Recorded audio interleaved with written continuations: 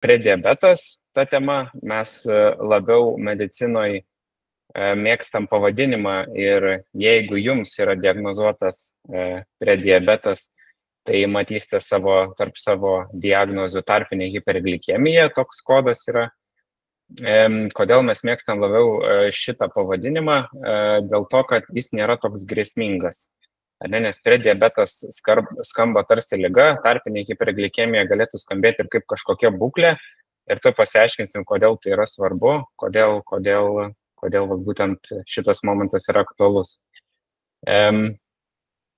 Savo prezentaciją naudosiu tą savoką prediabetas, nes tiesiog, bet kai kur matysite tarpinę hiperglikemiją, tai tiesiog žinokit, kad čia apie tą patį eina kalba.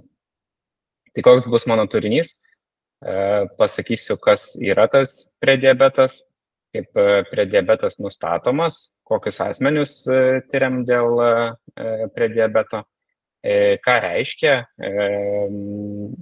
būtent nustatytas prediabetas, ką rekomenduojame nustačius prediabetą, ir čia į tokias tris dalis išskaidžiau, tai ir moksliniai įrodymai apie vaistus, ir ar reikia vaistų, ir kokių tų vaistų, cukrinio diabeto priežiūros metodikos rekomendacijos, tai yra tai, kokį 22 metais kokį didelį darbą padarė Žydrūnė Visockienė docentė su savo komanda, ir kokios yragi šeimos gydytojo komandos ir pirminės sveikatos priežiūros resursai, būtent tiems asmenėms, kuriems yra nustatytas prediabetas. Tai kaip ir minėjau, prediabetas ir tarpinė hiperglikemija čia yra sinonimai. Iš esmės, kas tai yra? Tai yra daugybės veiksnių sukeltas medžiagų apykaitos sutrikimas, kurio išraiška yra svyruojanti glikemija tarp normalios ir būdingos sergant cukriniu diabetu. Tai kai mes šnekam apie prediabetą arba tarpinę hiperglikemiją, tai dažniausiai mes šnekam apie antrą diabeto tipą ir kokie 90% savo prezentacijos ir skirsiu būtent šnekant apie tai, kas yra prieš antro tipo cukrinį diabetą, prediabetą, bet dabar atsiranda ir galimybės tirti ir pirmo tipo diabetų sergančiuosius, ar tas jų prediabetas vadinsis prediabetas, turbūt ne visai, bet ir čia šitoje vietoje gali atsirasti šiek tiek nesusipratimų, bet kai šiandien šnekėsiu apie prediabetą, tai šnekėsiu apie antrą tipą. Dabar, kodėl mes vadinam tarpinę hiperglikemiją šitą, kodėl gydytojai vadina tarpinę hiperglikemiją Lietuvoje šitą būklę? Tai nes tai yra būklė, tai nėra liga. Prediabetas skamba kaip liga, nes diabetas yra liga. Tai yra galimai būsima liga. Ir šita būklė galėtų būti siejama su tuo, kad tuos prasidedančius patologinius procesus galima būtų sustabdyti ir sugrąžinti į visiškai normalią veiklą prieš tai buvusią. Tai todėl mes labiau mėgstam pavadinimą tarpinė hiperglikemija.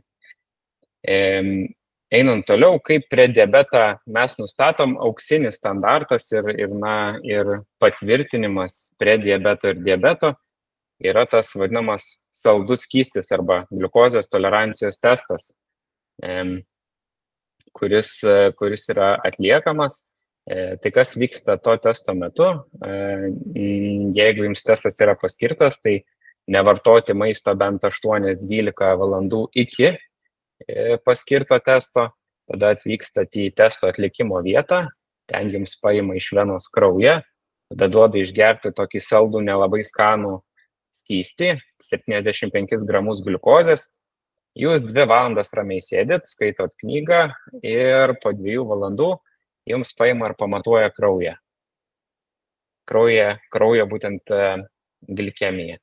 Ir yra 2 tokie terminai, kuriuos mes naudojame medicininiai bendruomeniai. Tai yra glikemijos sutrikimas nevalgius ir sutrikęs gliukozės toleravimas. Iš esmės jie reiškia tą pati tarpinė hiperglikemija, tas pats prediabetas. Glikemija nevalgius, glikemijos sutrikimas nevalgius yra nustatomas tada, kai pirmas tas taškas arba nulinis taškas yra tarp 6,1 ir 7, o po 2 valandas po gliukozės krūvio mes turim mažiau negu 7,8. milimolius litre glikemijos kraujyje. Sutrikęs gliukozės toleravimas, tai yra, kai glikemija nevalgius yra mažiau negu 7 ir 2 valandos po gliukozės krūvio mes turim tarp 7, 8 ir 11,1. Kokius asmenys tiriame dėl prediabeto? Tai čia kairėje jūs matot tokią anketą, kurią tikiuosi esat matę kada nors apskritai, nes tai yra Surask diabetą, angliškai Find Risk anketa, skandinavų sukurta anketa, kaip čia populiaciniai prediabeto rizikos ir diabeto rizikos vertinimui. Ir kaip matot, yra keli kriterijai, tai yra amžius, tai yra kūno masės indeksas, yra liemens apimtis, fizinio krūvio kritinis vertinimas, dietos toks preliminarus įvertinimas, kaip dažnai valgote vaisius ir daržovių, ar kada nors vartojate vaistus nuo padidėjusio arterinio kraujospūdžio, taip arba ne. Ar gydytojas ar kitas medicinos personalas, kad nors yra sakęs, kad padidėjęs gliukozės kiekis kraujyje yra, ir ar kuriam nors iš jūsų šeimos narių buvo diagnozuotas cukrinis diabetas. Ir taip seneliui arba pirmos eilės giminaičiams. Tai va, tai šiaip iš tikrųjų galit nusifotografuoti, pasiskaičiuoti patys savo riziką ir kaip mes tą riziką vertinam ir kodėl svarbu ją yra įsivertinti. Tai remiantis 22 metų suaugusiųjų cukrinio diabeto prevencijos, diagnostikos ir gydymo metodiką, turim sudėti pirmą 8 klausimo balus, susirasti bendrą balą.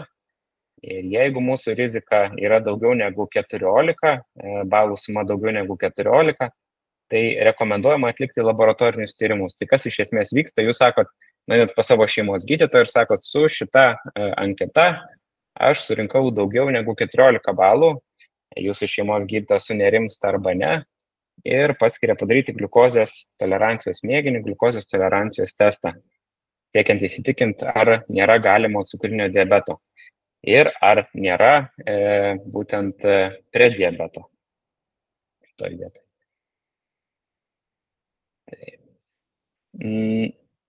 Jeigu kalbam apie individualų lygį, ne apie populiacinį lygį, tai yra kokie pacientai turėtų patekti po padidinamuoju pirminės sveikatos priežiūros specialistų stiklu. Tai iš esmės tokie asmenys, kurie turi diabeto rizikos veiksnius.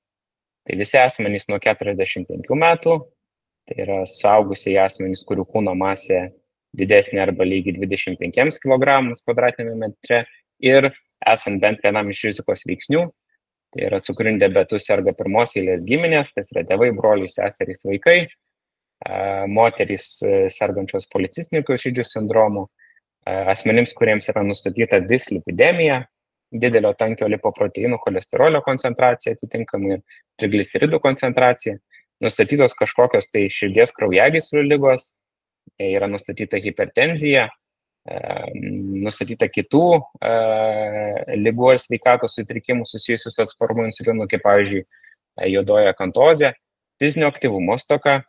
Tai jeigu turit bent padidėjusią kūno masę, tai yra daugiau negu 25 kg per kvadratinį metrą ir bent vieno iš šitų mano išvardintų, tai galėtumėt būti tiriami dėl būtent gliukozės tolerancijos mėginių dėl prediabeto ir diabeto. Ir matot, pacientai, kuriems diagnozuota tarpinė hiperglikemija arba prediabetas, turėtų būti tiriami kasmet, jeigu jau yra nustatyta šita būklė. Taip pat moteris, kuriams yra nustatytas necukrinis, tai yra nėštumo diabetas, turi būti tyriamos nerečiau kaip kartą per 3 metus visą gyvenimą. Ir infekuoti žmogaus imunodeficito virusų taip pat turėtų būti tyriami. Į Kai esam gydytojai, kai kalbame su pacientu, mums iš tikrųjų labai yra svarbu, kad tie moksliniai įrodymai, kuriuos sugeneruoja mokslininkai, literatūra ir gydytojai, kai kurie irgi dirbantis mokslė, mums labai svarbu, kad jie pasiektų ir žmonės. Tai nes galutinis vartotojas to mokslo produkto sukuriamo vis tiek yra žmogus. Ir norėtųsi, kad kada nors pamatę kur nors tokią lentelę arba paskaitę, nežinau, PubMed arba kažkokiam tai straipsnėje neišsigastumėt ir tiesiog panalizuokim, ką čia dabar matom ir pabandykim atsakyti klausimą, tai kągi reiškia tas nustatytas prediabetas. Jeigu asmeniui tarpinė hiperglikemija nustatoma, tai ką tai reiškia? Tai čia šitam dešiniajame kampe viršutėmis mato tiesiog skirtingom formom ir spalvom pažymėtų skirtingus prediabeto diagnostikos kriterijus. Pasaulyje jie šiek tiek skiriasi, dar yra už Atlanto Amerikoje ir kai kuriuose Europos šalyse naudojamas glikozilintas hemoglobinas ir diabeto ir prediabeto diagnozei. Lietuvoje tas nėra naudojama kaip diagnostinis veiksnys. Tai čia mato tiesiog skirtingus metodus. Dabar ta rodiklė apačioje rodo į punktyrinę liniją. Ir punktyrinė linija yra ties vienetu, tas hazard ratio tai yra rizikos santykis. Ir ta punktyrinė linija rodo ribą, kad ties šita riba ir žemiau rizika tokia pat turėti kažkokį tai susirgymą, kurie išvardinti apačioje yra, arba būklę, esant prediabetui ir esant normaliai glikemijos apykaitai. Tai jeigu kažkuris taškiukas atsistotų arba būtų žemiau šitos vietos, tai vadinasi, rizika turint prediabetą ir neturint jo yra panaši arba tokia pati. Tai dabar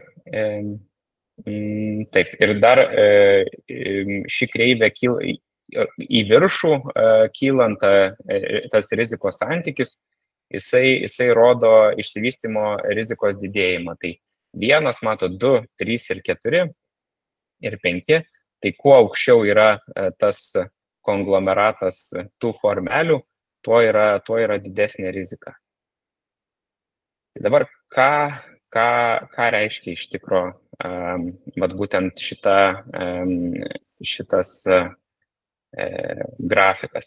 Tai iš esmės jis mums rodo, kad prediabetą turintys žmonės arba tarpinį hiperglikemiją turintys asmenys turi didesnį polinkį, didesnę riziką sirgti lėtinė inkstų liga. Tai vadinasi, prediabetas daro žalą inkstams.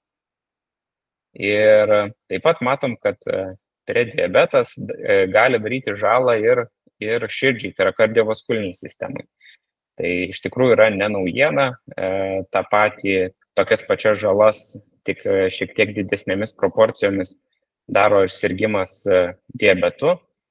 Bet akcentas yra čia tas, kad ką reiškia nustatytas prediabetas. Tai reiškia, kad jau mes turime ne tik sutrikusią glikemiją, kas iš esmės nėra pats į savęs kažkoks blogis, bet mes turime riziką sirgti lėtinę inkstų ligą padidėjusią negu pacientai, kurie neturi šitos būklės.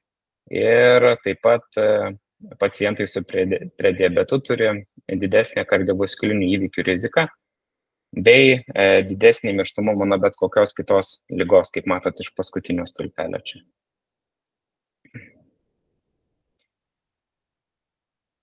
Tai ta rizika nėra negrįžtama. Tai kaip ir šnekėjom, tai nėra liga prediabetas. Prediabetas yra būklė. Ir kaip šitas geltonas ženklas ir simbolizuoja, galima apsigręžti, grįžti atgal, pakeisti gyvenimo būdą. Mokslinėse gairėse, medicinėse gairėse pagrindinis metodas, kaip grįžti atgal, yra gyvenimo būdo intervencijos.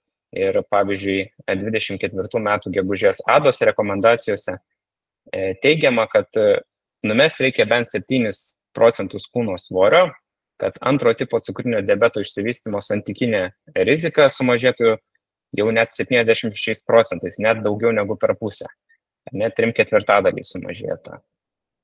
Ir ką mes rekomenduojam pacientam nustačius prediabetą, tai yra gyvenimo būdo intervencijos, mitybos, fizinio aktyvumo peržiūra ir svorio kontrolė, kaip ir matėt praeitoj skaidriai, ar ne?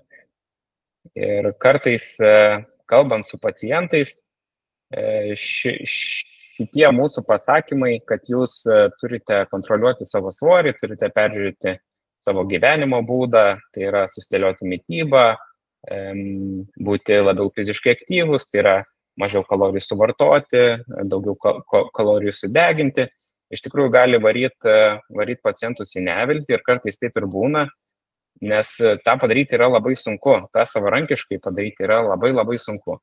Dėl to mūsų sveikatos sistemoje, jeigu kalbant apie prediabetą, yra labai labai svarbus paramos pacientams mechanizmai ir jie iš tikrųjų egzistuoja.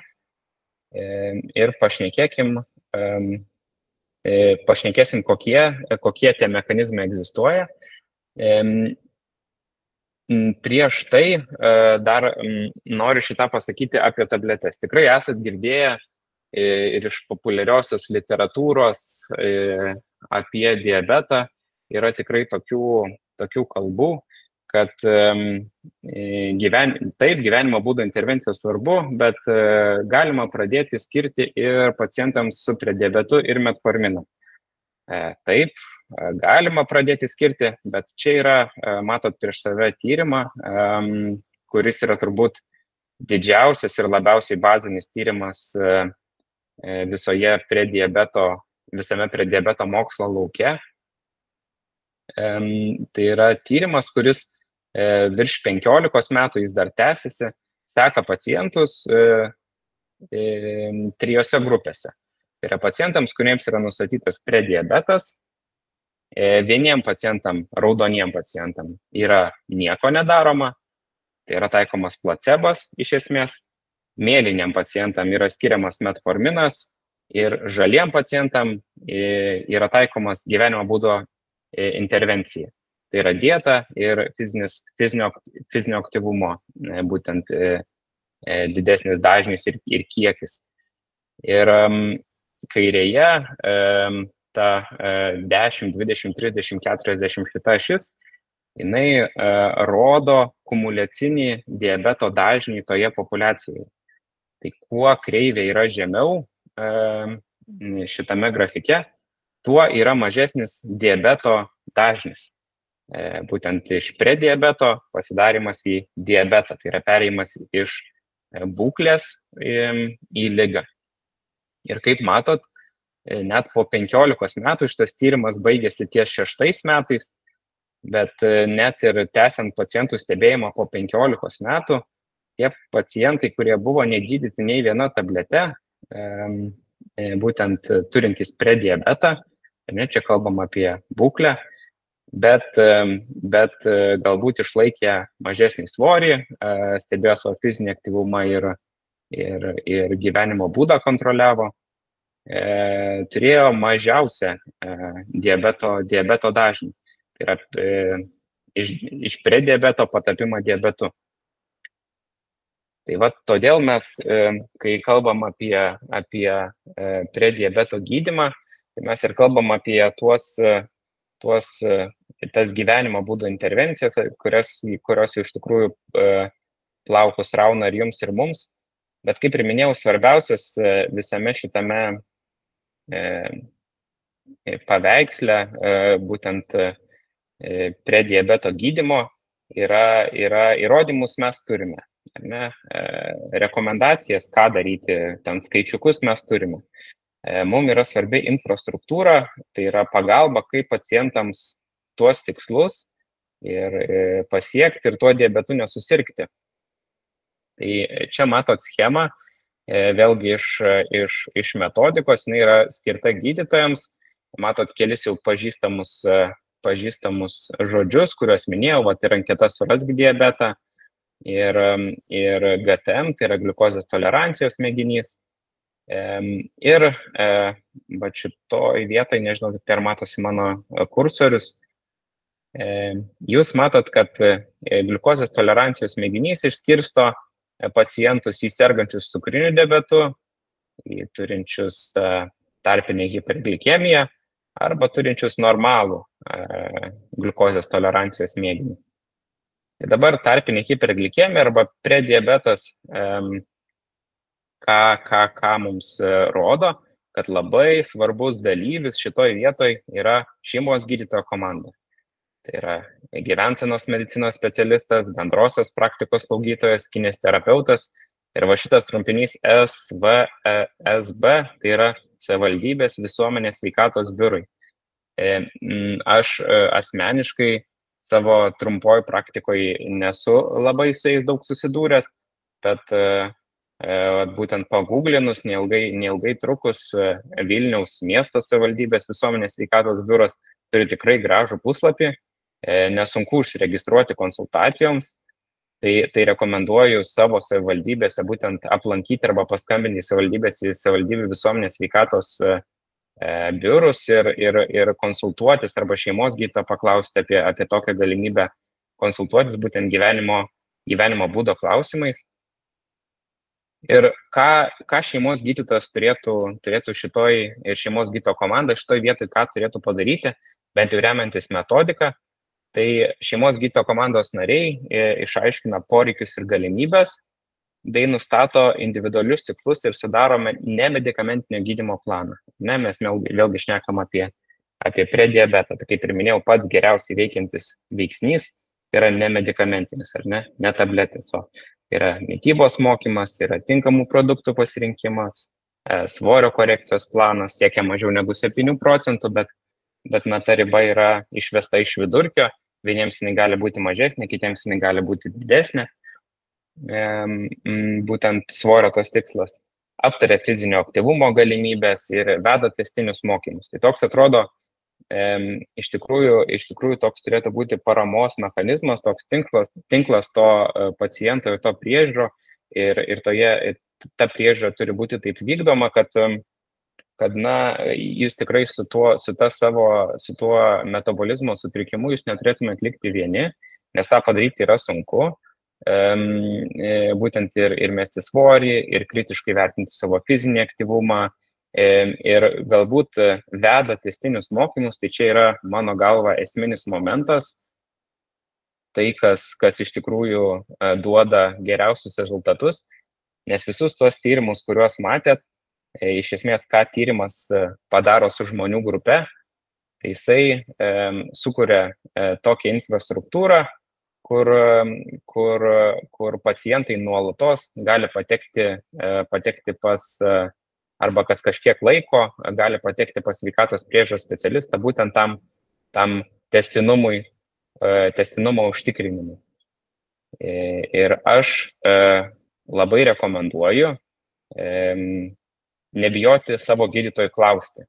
Tai dabar jau žinot, kad yra tokie dalykai kaip savivaldybės visuomenės sveikatos biurai, yra toks daiktas kaip šeimos gydytojo komanda, tačiau kiekviena šeimos gydytojo komanda yra šiek tiek kitokia, kiekvienas savivaldybės visuomenės sveikatos biuras yra šiek tiek kitoks ir svarbu žinoti savo vietinius resursus, ar ne, kaip jums šeimos gydytojas gali padėti ir aš tikiu, kad tikrai šeimos gydytojo ir noras yra didelis padėti, nustačius prediabetą. Tai turbūt tiek kalbant apie antro tipo prediabetą, jeigu galima taip sakyti. Ir čia įdėjau ateitis su klaustuku ir tik tai dar kartą noriu pasakyti, kad tas kelias skaidrės atgal mes šnekėjom apie antrą tipą ir antro tipo prediabetą, ar ne? Tačiau yra toksai, nežinau ar tinkama čia savoka, pirmo tipo prediabetas. Tai čia yra tai nėra visiška naujovė mokslinėje literatūroje, tai yra galbūt naujovė tyrimų pasaulyje. Dėl to, kad Jungtinėje karalystėje dabar yra vykdoma studija su mokyklinio amžiaus vaikais, kur prevenciškai yra tyriami vaikai dėl antikūnių, kurie lemia pirmo tipo cukrinio diabeto išsivystymą turėjimą. Ir pagal tos antikūnius vaikai yra suskirstomi į rizikos grupės ir sekami ir jiems yra atliekami tyrimai dėl pirmo tipo cukrinio diabeto išsivystymo. Kodėl tas vyksta? Jungtinė karalystė paskaičiavo, kad labai yra didelės lėšos ir labai didelį stresą patiria tėvai ir šeimos, kurių vaikai pirmo tipo diabetu suserga atsirandant diabetiniai ketoacidozė, nes pirmo tipo diabetas dažniausiai manifestuoja, jeigu jis manifestuoja vaikystėje, tai su diabetinė ketoacidozė. Tokia ūmi būklė, labai gąsdinanti būklė, dėl ko dažniausiai vaikams tenka būti hospitalizuotiems į intensyvios terapijos skyrius. Tai, kad taip neatsitiktų, jie nusprendė pradėti tokį tyrimą ir prevencinę programą.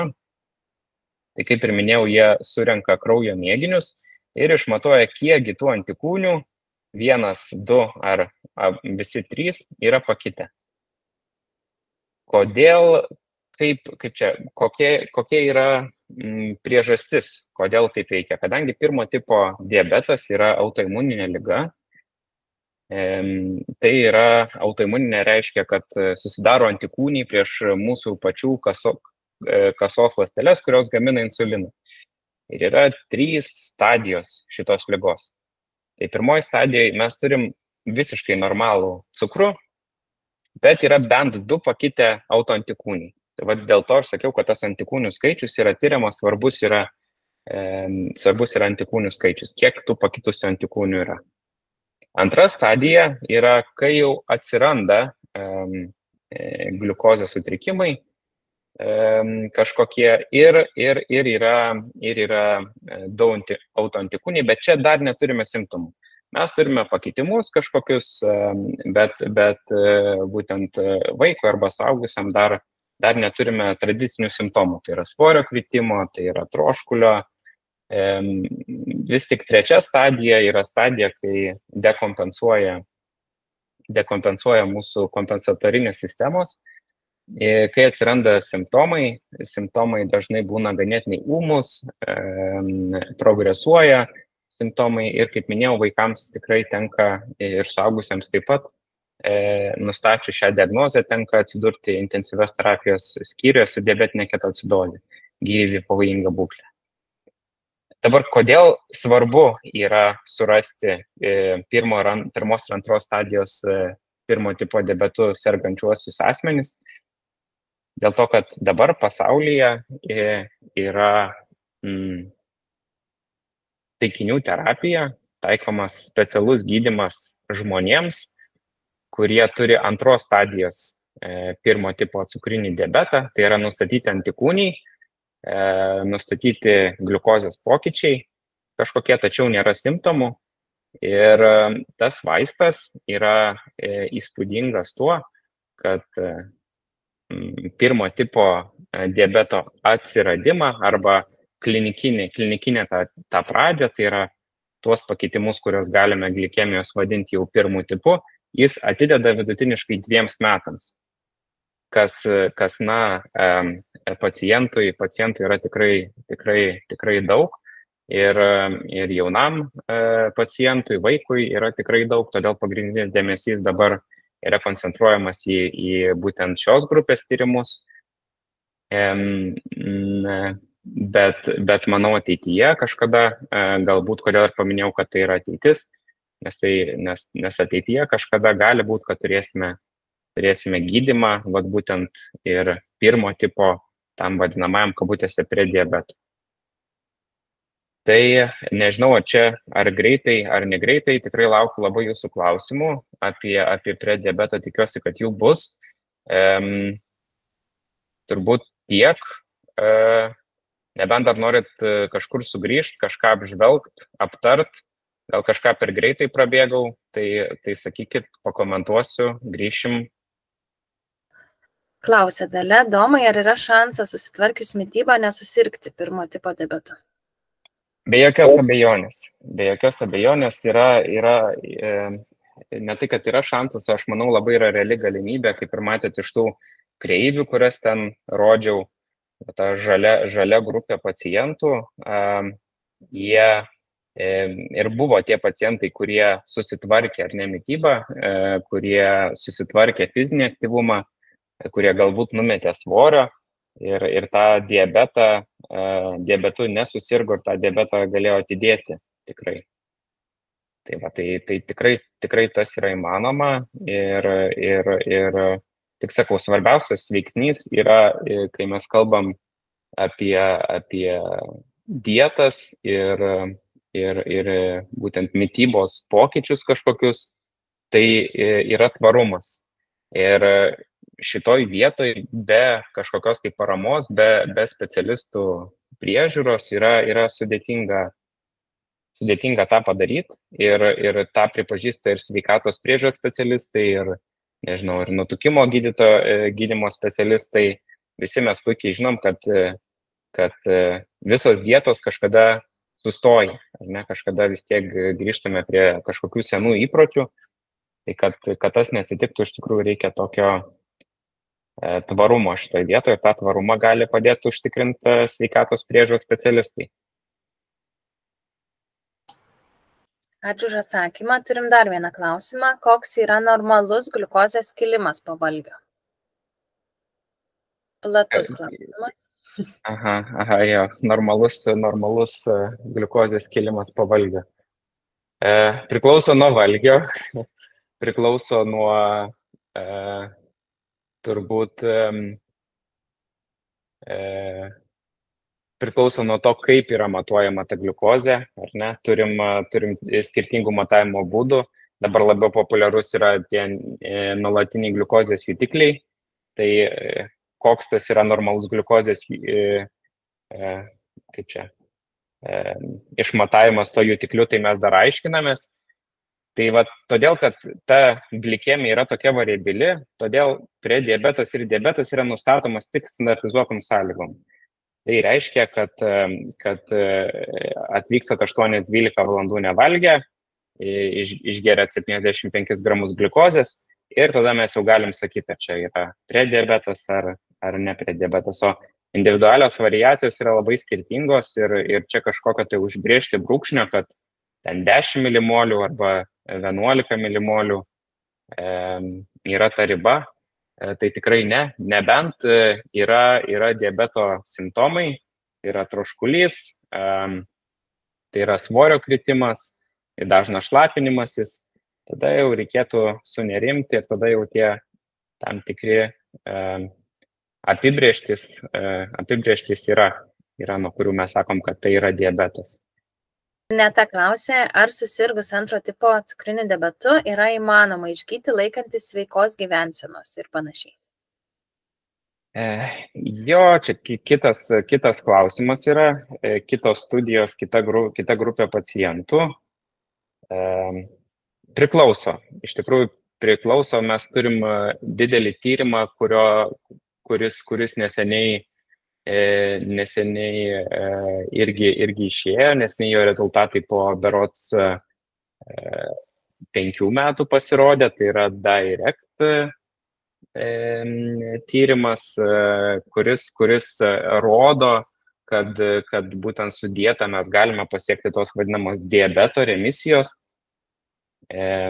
Bet vėlgi sakau, tas tyrimas irgi dar kartą atskleidžia, kad tos dietos laikyti sunku.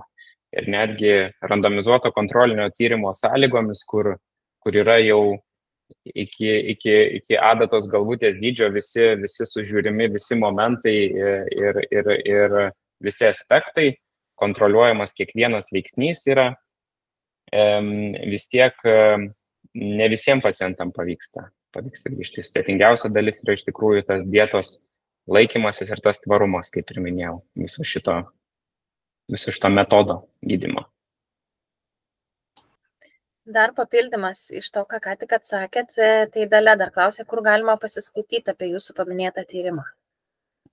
Apie DIRECT tyrimą turite omeny, ar ne?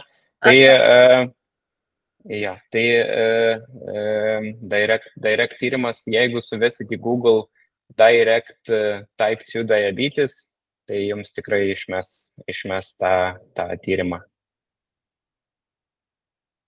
Arba PubMed galit irgi ieškoti.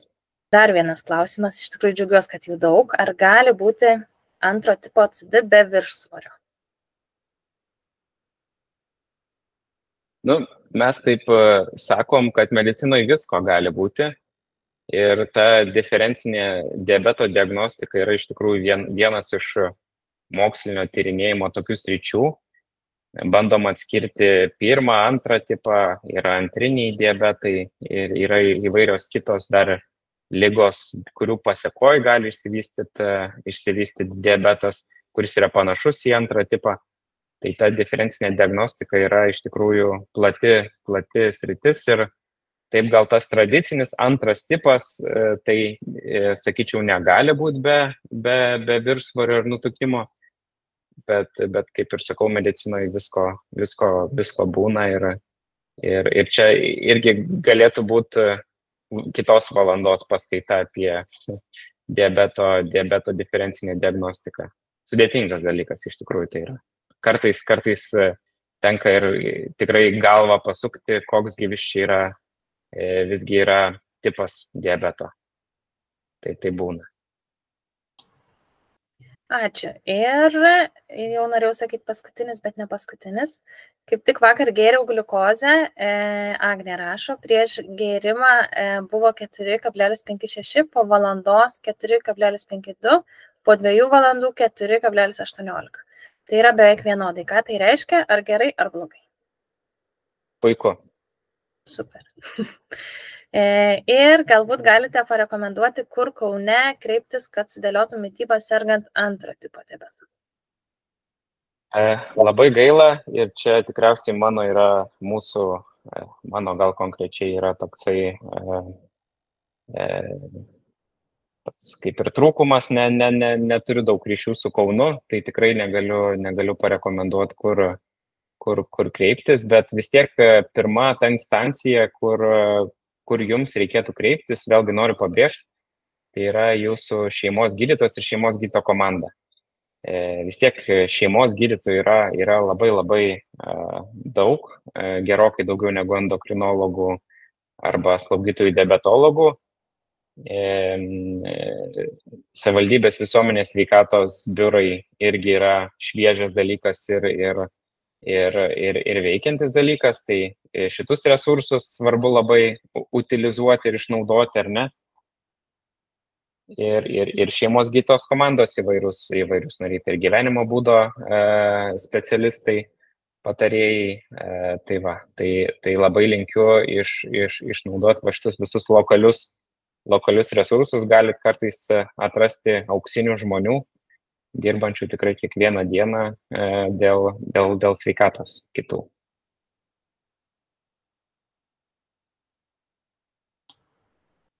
Aš dar parekomenduočiau gal, tai nebijoti tikrai kreiptis pas diabetologą. Mitybos ten plano, tai tikrai tikėtina, kad nesudėlios, nes diabetologo funkcija kiek kitokia yra, bet prašyti šeimos gydytojo, nes sergant antro tipo diabetu priklauso ir yra kompensuojama diabetologo konsultacijos, tai prašyti šeimos gydytojo siuntimo diabetologo mokymams. Vienas klausimas, paskutinis. Jei glikozilintas hemoglobinas yra normos ribose, o gliukozė padidėjusi, ar tai jau antro tipo CD? Antro tipo cukrinis diabetas yra diagnozuojamas, čia kitos irgi galėtų būti paskaitos tema, bet jis yra diagnozuojantis remiantis simptomais ir gliukozės tolerancijos mėginiu.